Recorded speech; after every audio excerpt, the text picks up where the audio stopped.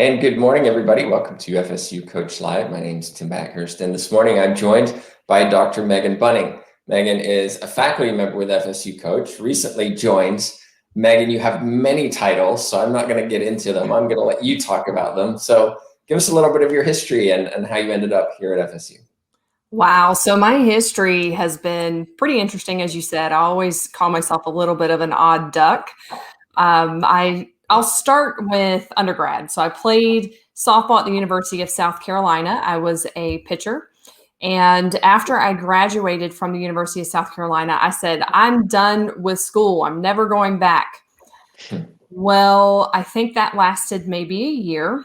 After I finished my playing, I played with the British national team for a year, for a little bit, and then in the pro league that was starting up again, and then had my first job at Florida State, which was back in 2004 as an assistant softball coach. So I not only went back to the institution, but then said, I need a master's degree. So while I was coaching at Florida State, earned a master's degree in sports psychology, and then continued coaching at Coastal Carolina for 2 years as an associate head coach, and then on to the University of Mississippi as associate head coach, and decided I need to go back to school. So I started my PhD and finished it there at Ole Miss in higher ed administration, all the while researching in sports psych.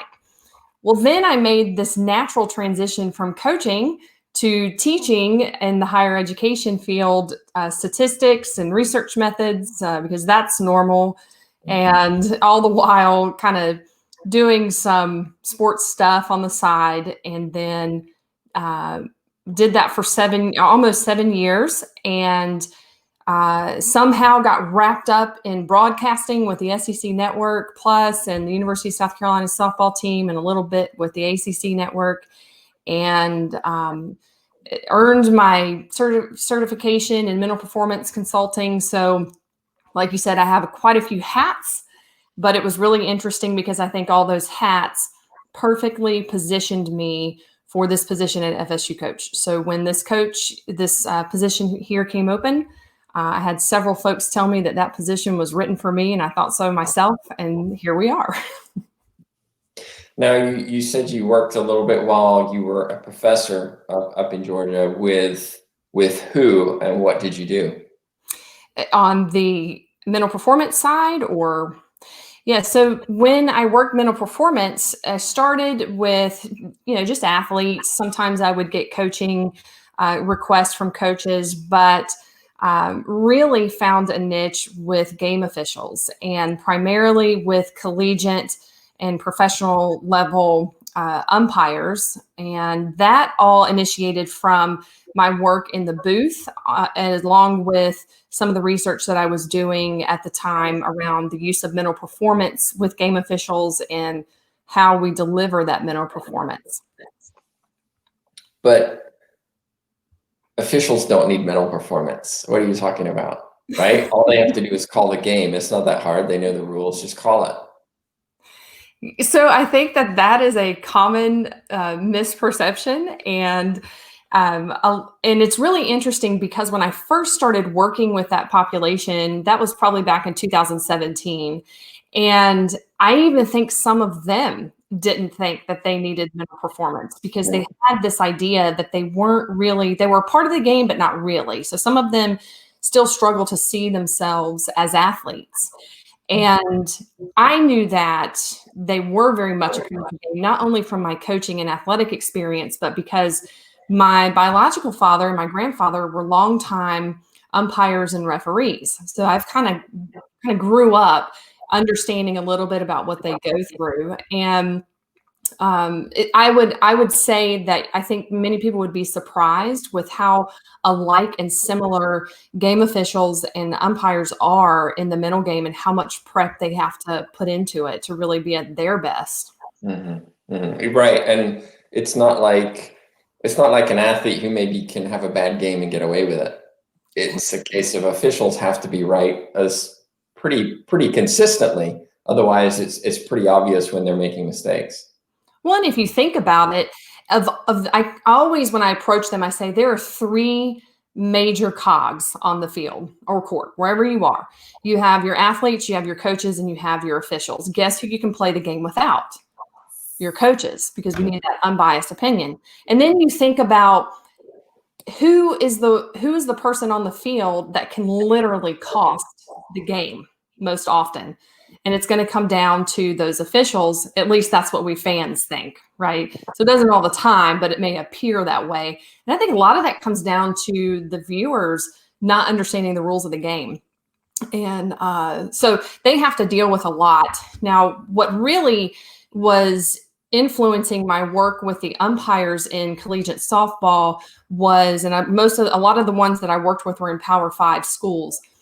And I don't know if you remember, but back in 2015, ESPN purchased the SEC network, and then they've since done that with the ACC network. And so all of a sudden in softball, we saw this barrage of games being televised, whether it was on the regular cable stations or on the digital. And with that came all new challenges that those particular professionals were not used to facing. And so it's been working with them on some of those issues as well. All right, so I want to talk about mental performance, because you've been an athlete, you've been a coach, you now work with coaches, officials, and so on in this area. And I've done the same. And one of the things that is very hard to get across is this idea that it's necessary. Right? Because if I'm a pitching coach, I can work with an athlete, and in 3 months we can see they're throwing it faster, they're more accurate. We've got these very tangible things that tell us, hey, they're getting better. Whereas when we come to mental performance, it's very difficult for us to say, oh, look, they're mentally tougher. So how do you get across, one, the need, showing that there's a need, and then how do you get across, look, they're improving, this is important for their development? So that's a really interesting question, because particularly with the game officials and the umpires, it was a lot of work up front getting in with the gatekeepers. And one in particular individual is Christy Cornwell, and she coordinates 5 conferences, but primarily in the SEC. She's also a licensed professional counselor that works in a different population. So she gets the need for the mental work, but it was a lot of work with her on buying into what I was selling from the mental game, and then working with the umpires, being able to speak their language. Like, I know the game, I'm not one of you, but I know the game, I can speak your language, I know where you're coming from. So it took several, I'd say a year, to build up rapport. So then what I was able to do was I had this initial group of elite umpires, and I mean, they're elite, they're World Series level, and they were skeptical. And I think they thought they were doing me a favor by being in this mental performance group that we started with.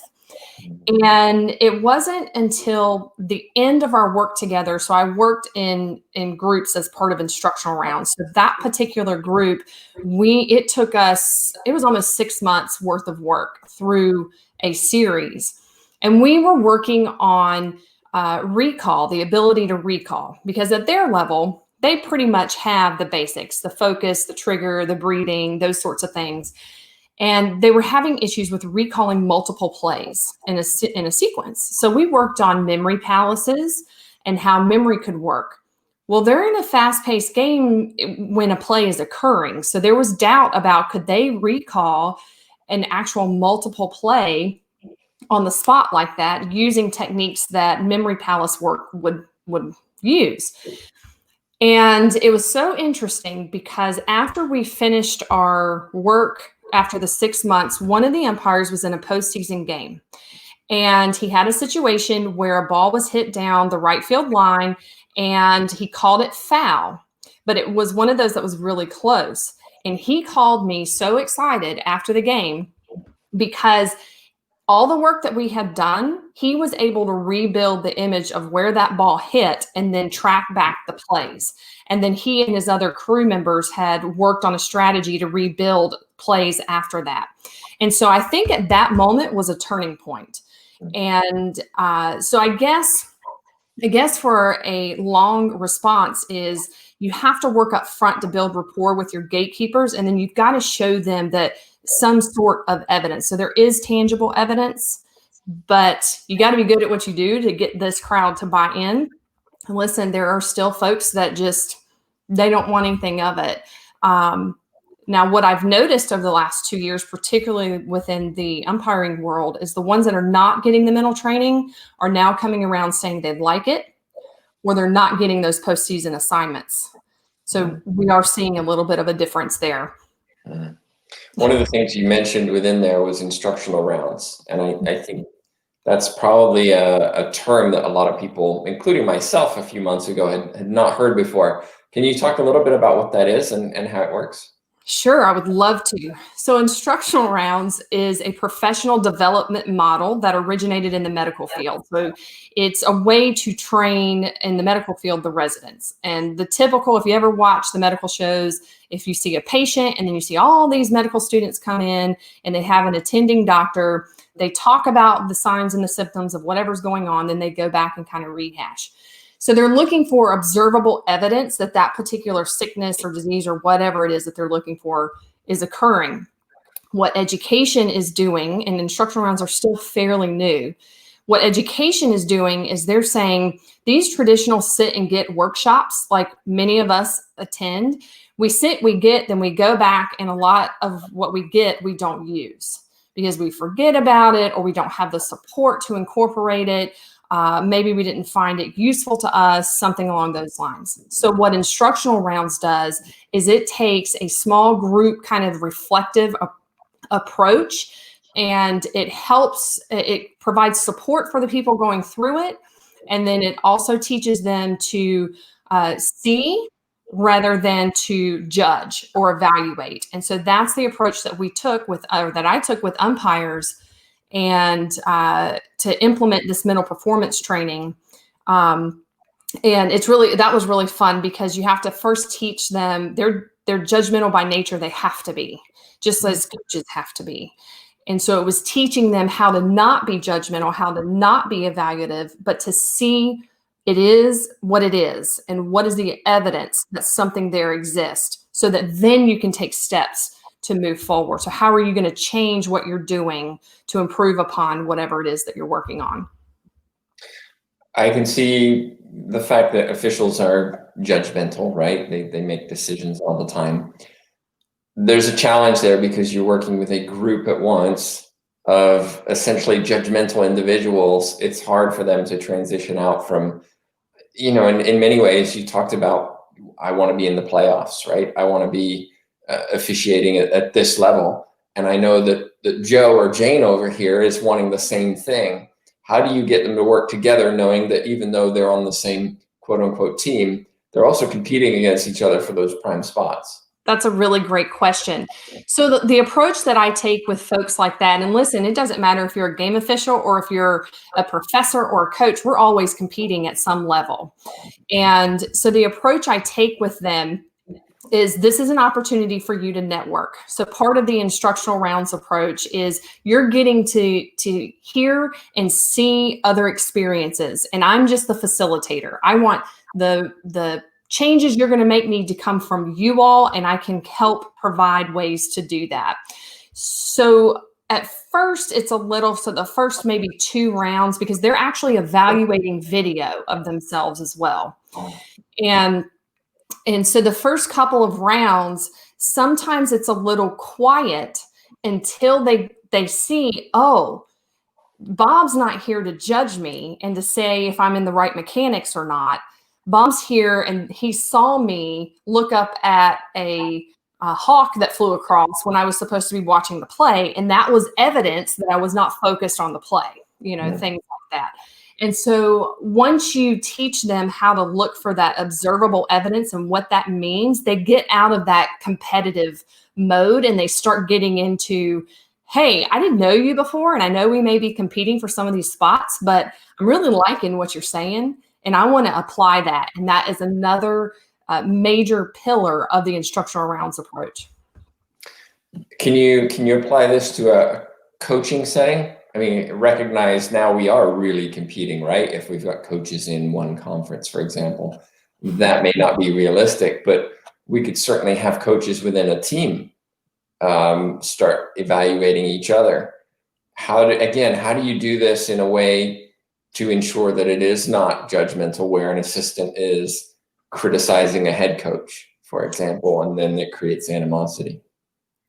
Yes, and it can be a fine line. So I think up front, it requires some training, and that would be where someone like myself might come in and again facilitate the conversation of these are examples of evaluative comments, these are examples of judgmental comments. And then while they're in this engagement, anytime there's one of those evaluative or judgmental statements, I say, how can we say that without passing that judgment on it? Being evaluative. What is the observable evidence that you saw here? So kind of getting that ingrained first. And then when you're talking about working with coaches, that is something that I definitely want to do. And it absolutely can be applied to coaching. I think it can be applied to almost any profession, really. But you can take coaches not only in your own team, but coaches within the same organization that coach different sports. And it just depends on the scope, because as we know, we can learn from other coaches and the strategies that they apply, the approaches that they take, how they communicate, etc. And so I think that the most fruitful way to use instructional rounds is to do just that, bring in folks from other walks to really talk about what they're learning. My dream one day is to run an instructional round or two with a coach in the group, a coach, an official, and a parent, and then maybe an administrator.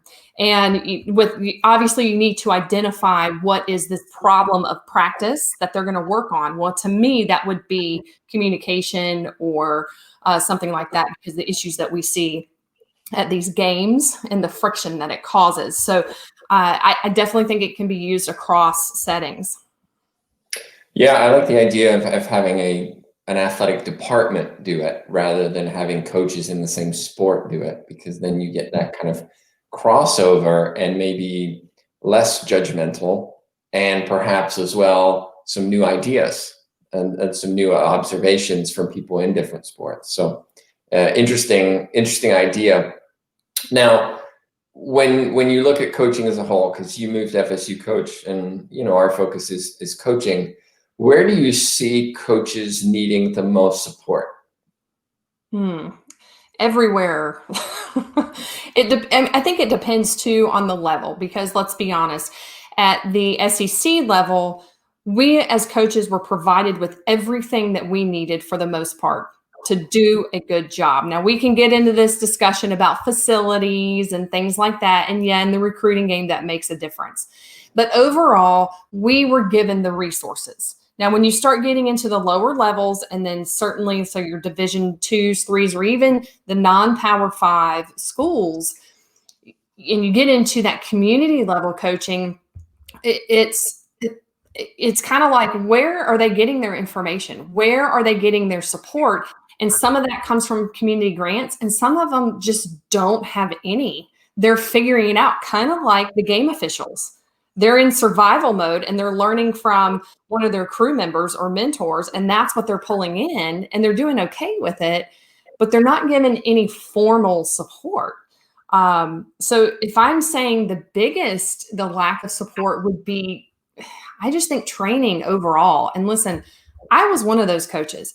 As I was coming up, when I first started, I was young. I was maybe a year out of undergrad and playing myself, and I had zero support. It was just, I had some older coaches that I talked to, and I was trying to learn from the head coach that I was working with. But other than that, there was no official training for this is what you do as a coach.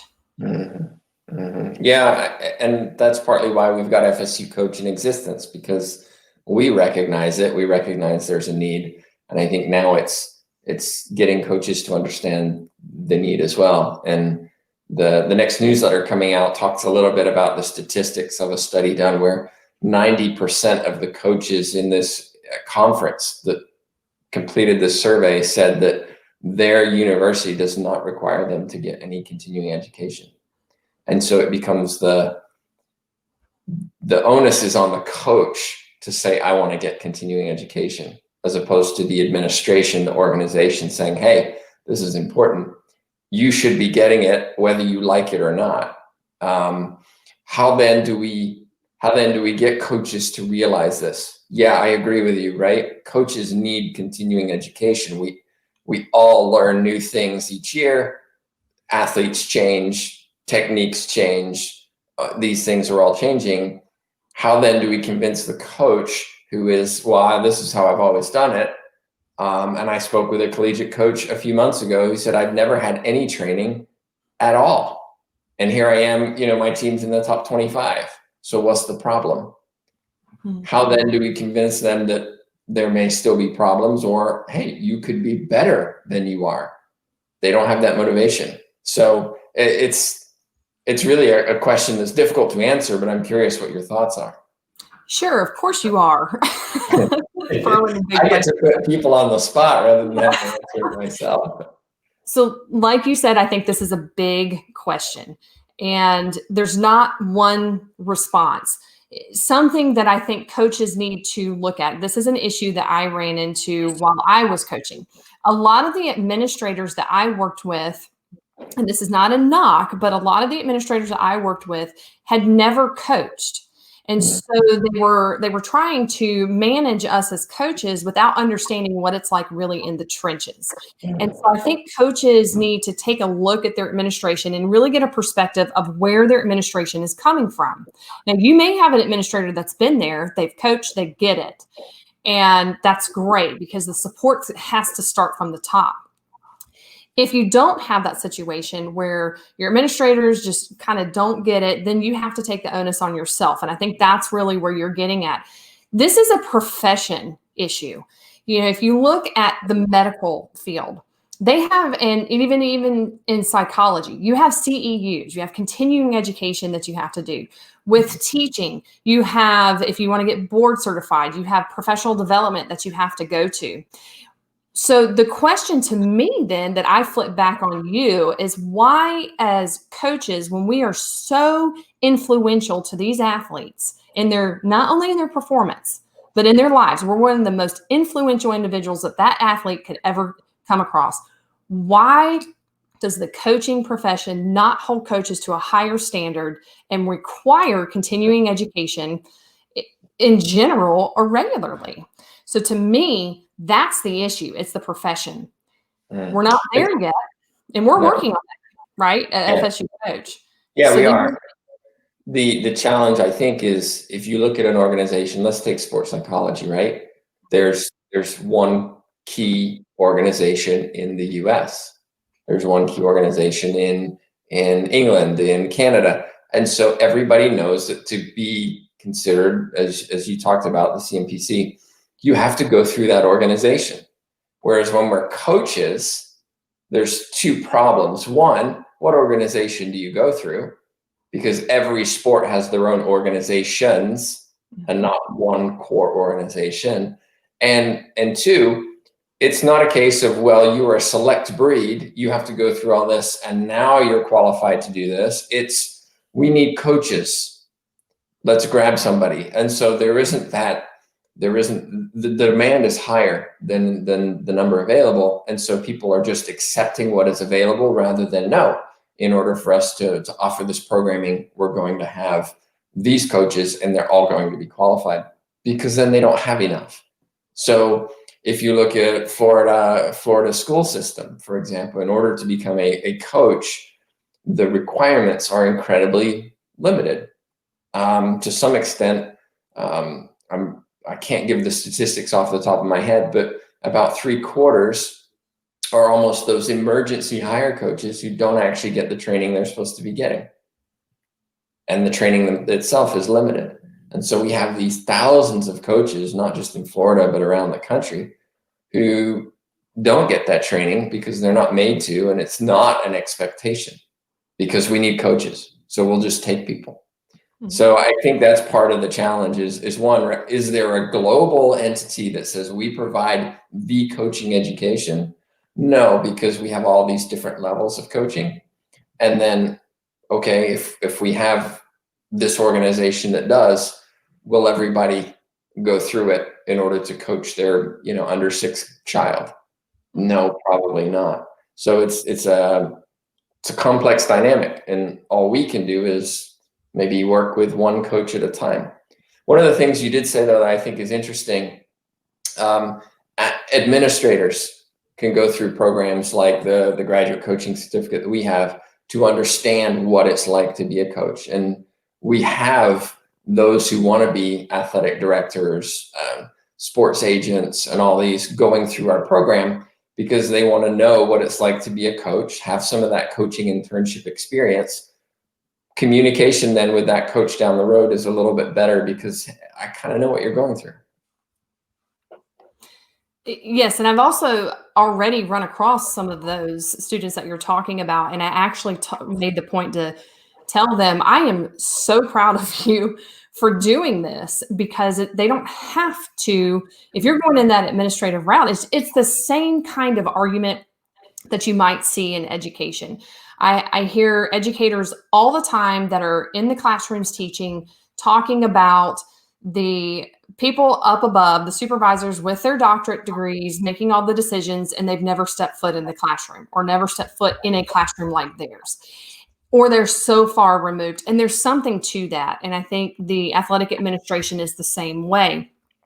So going through, even if it's just the certificate program, I think is valuable.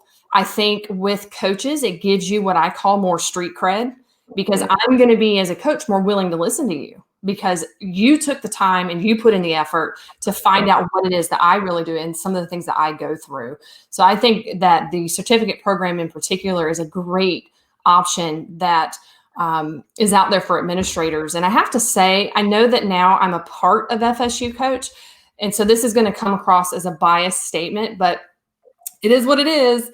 Honestly, what drew me to this program was because I believe in it. I believe there's a need.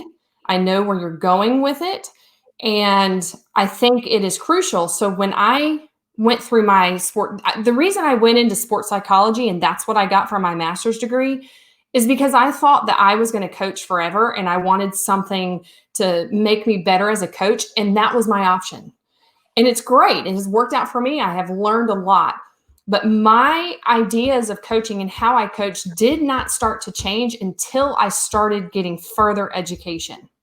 And once my eyes were opened, even in the psychology field, once my eyes were opened, that's when I started saying, oh, maybe I can make some changes. I mean, I already knew I wasn't a great coach at the time, but now I'm starting to see actual things that I can apply and what I can ground my work in and how I talk to athletes. And it even did that again when I started my PhD. So I'm a firm believer in education, but I believe in what this program is doing. And I also believe that it's being done in a way that is, in terms of what's being offered and how the courses are coming together, it's more applicable to coaches. And I know you'll speak a little bit more about that.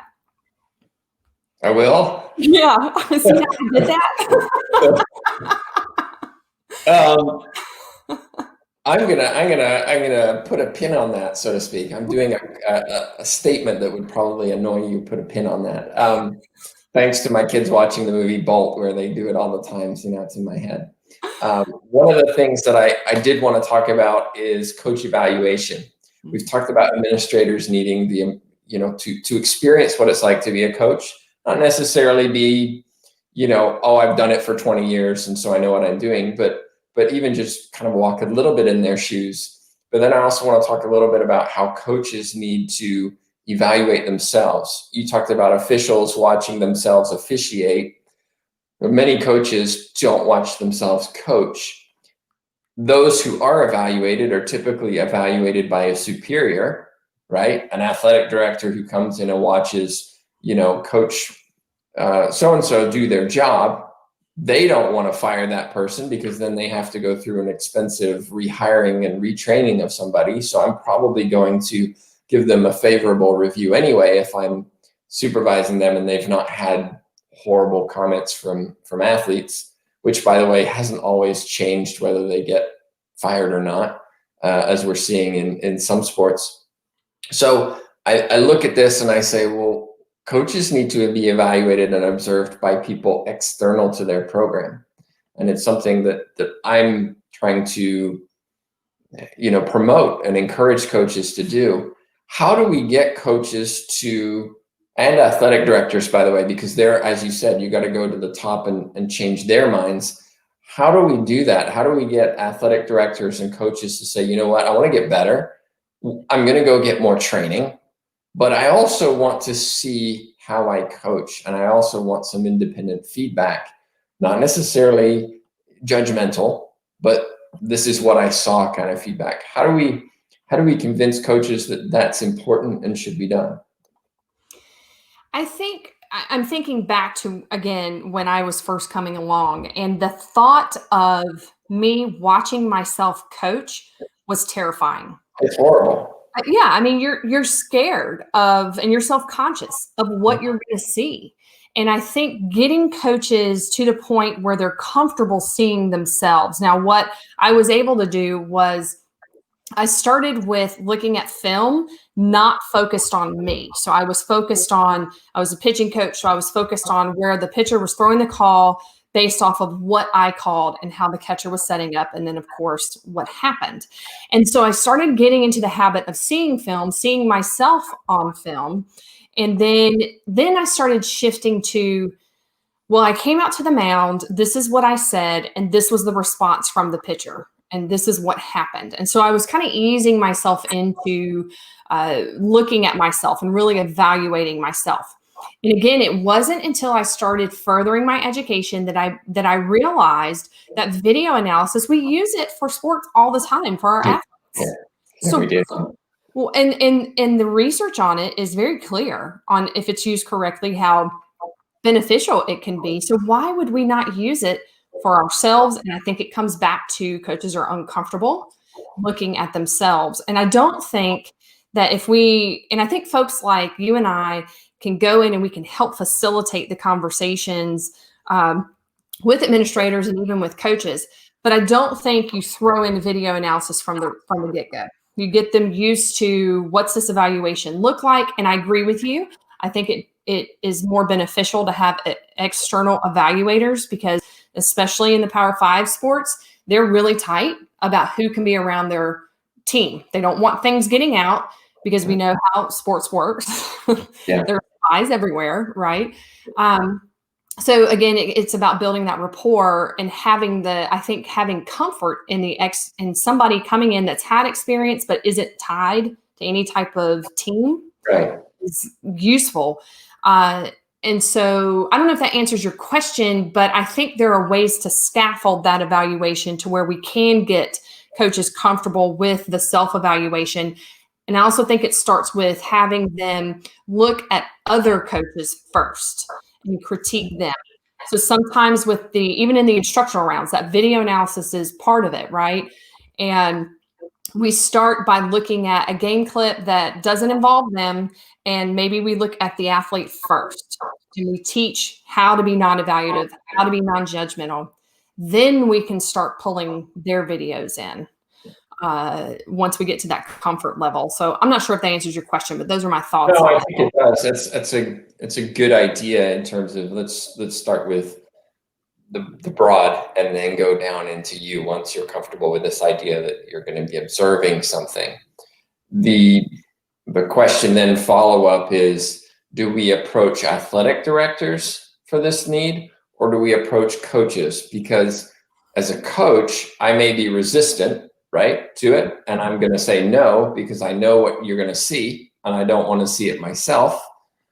Flip side, if I go to the administrators and the administrators say, hey, yeah, this is a great idea. Now it's a top down, I have to do this. And so I'm going to resist because my boss wants me to do it. I'm just going to go through the motions. So what direction should be taken on this? Do we contact the coach, or do we contact the administration? I think in an ideal situation, my preference would be to approach the entire athletic department. And now the ADs are going to want to screen what you're bringing to them first. So before you get to the coaches in most situations. So whatever that N is, you approach them with this evaluation plan, and it needs to be pretty specific, and here's what we're going to do. Here's how we're going to do it, that sort of thing. And like you said, I think you start with the coaches that want to do it. They're open and they're willing, because I think if they have a good experience with it, then the other coaches may jump on board. Or if at that point it comes top down, the other coaches may say, well, this isn't as bad as what I thought. And, just with anything, I think the ability to build rapport with your coaches and your administrative staff is so crucial. So even if you're a coach, you've got to be able to have some sort of professional relationship with your administration, so that if you want to do this, they're on board, and vice versa. I cannot stress how much the networking and relationship building is just critical in this profession. There's a great comment here from Coach Vega. He says, as a coach, I believe that if the admin was around more often, then it would become more comfortable. That's a great point. If the administrators are around observing, talking with the coaches, interacting with them, then when the suggestion comes in of, hey, we think you could benefit from this, it's not like who are you?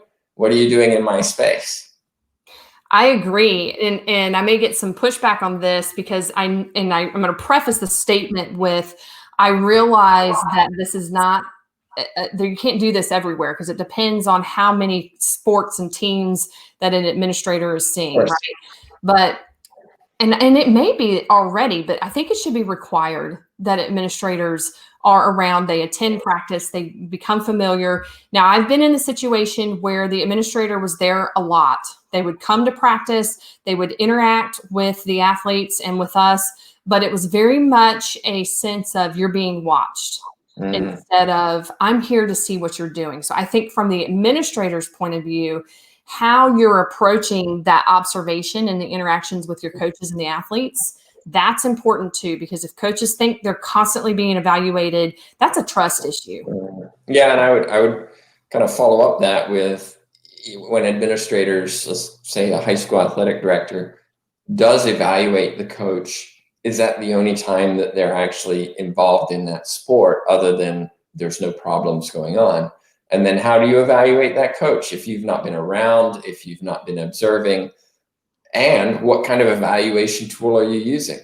Because I know that some athletic directors don't have an evaluation tool at all, and some are using some that are well developed, some are developing their own. How do you know that those questions actually get what you want? How are you removing that bias of, well, I hired that person, and so I can't really give them a bad review because then it's going to look bad on me. There's all kinds of rabbit trails or rabbit holes we could go down with that. I do want to get one question in, though, from Vega. It says, I found that schools will not help pay or help fund coach development, should they? I think we know the answer to that. Yes. And again, this brings me back to, and I didn't realize this until I started working with the game officials and umpires. So that's why I keep coming back to this. But that profession, and it is a profession in my eyes, the game officials and umpires are very similar to coaches in most sports, I feel like. Now, you have your big time coaches who are paid a lot, all right? So I'm not talking about those. I'm talking about everybody else. I feel that I think that they are so far underappreciated, and people don't realize how much research is out there on the impact and the influence that coaches can have. And so they get overlooked. And when schools are not paying for professional development for coaches, to me, that's saying you don't understand what your coaches do. You don't understand the coaching profession. You don't understand how important it is to the athletes. And so that's where that lack of support is coming. Now, some of it may actually be funds. But then on the flip side, for coaches, we know this. We know that that's what we're facing, and that's the perception many times. And so it is up to us to take the initiative and fight. And part of getting that professional development and getting that extra education and the resources, that's not just for you. That's a direct impact on your athletes too, because it's just like teachers. You better yourself, it's going to show in the classroom. And so it's kind of a flip for me. I don't want coaches to see the obstacles that the lack of funding and the administrators are providing as that's the end. Like, I can't do anything else. It is what it is. That is a fixed mindset. So I'm bringing in that sports psych, right? As coaches, we've got to have that growth mindset. Okay, there's an obstacle. I'm not going to get funded for this. What are the benefits and cons of me doing this on my own? Weigh those out, and then see if that's an obstacle you want to try to find your way around to better yourself and to directly help your athletes. Yeah, great points. And a challenge, I think, for many high school coaches and junior high coaches is that funding. I know some coaches have gone to the principal or superintendent and said, you provide funding for my education in the classroom. Can I either use that for my athletic budget, my athletic training, or you have to provide the same for what I do here because I'm doing another different job. It's not the same thing. The other thing I'll say about that is when we look at coaching in schools as a whole, it's not well funded unless you are, maybe a big time coach in a big time state and one specific sport. And so the drive to, well, if I get continuing education and I can improve my position in the school or my salary is not there. So it really comes down to that internal intrinsic motivation of the coach to want to get better. But unless coaches go to those athletic directors and the principals and the superintendents and say, this is important, nothing's going to change. One of the arguments I think that coaches can give not only is evidence, right? You talked about literature and what we know, and we can talk about the benefits of quality coaches on a school district, on the athletes and the kids in the school. But I think as well, we can look at it from the perspective of how many scandals there are in a school district and where do those problems occur? And the answer, and I'm going to throw out a number, but I would say probably 9 times out of 10, it's occurring in athletics. And well, why is it occurring in athletics? Oh, look, coaches aren't getting training.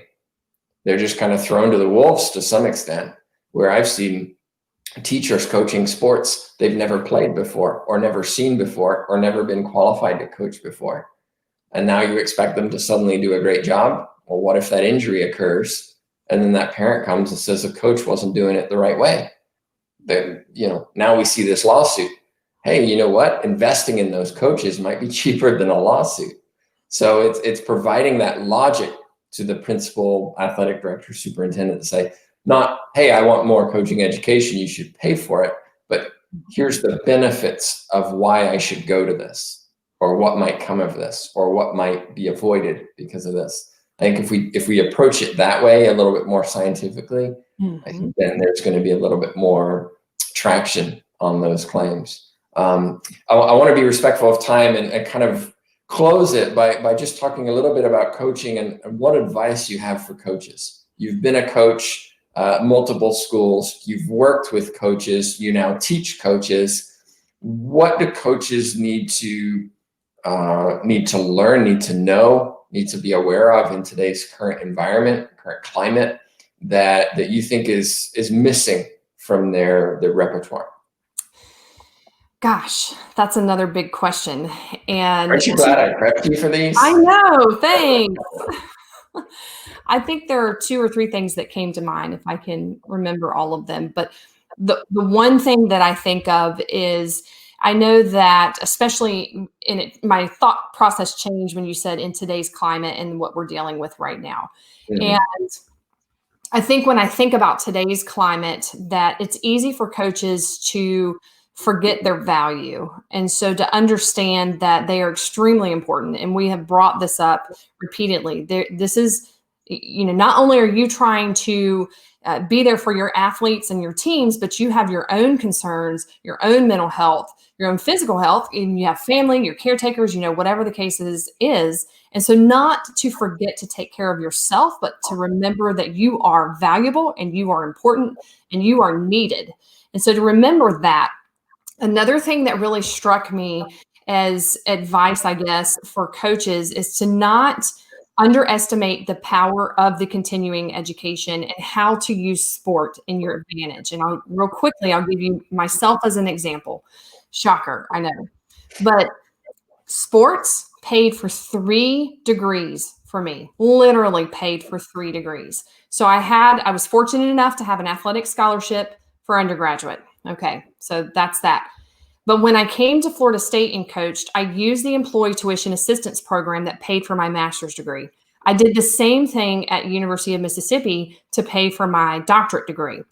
So I walked out, and because of softball and because I stayed in it and I found the resources available to me for my situation, I'm walking out with 3 degrees, 2 of them being graduate degrees.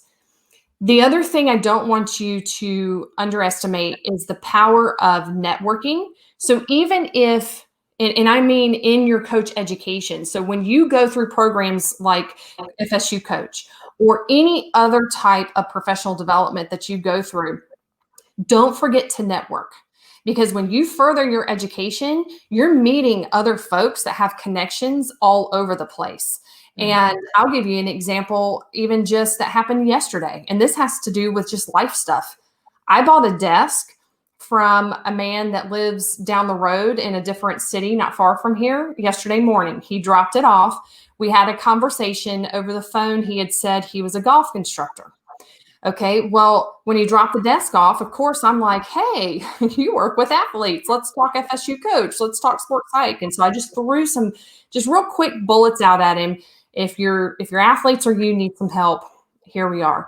He called me today and wants me to do work with his entire organization. And it was all because I used the power of networking that I would not have had the ability to do if I wasn't where I am today in terms of having the education and the backing. So don't, and even just meeting you, Tim, and seeing the FSU Coach openings and being able to get involved, there's no way I would be here if I did not use the opportunities afforded to me to further my education.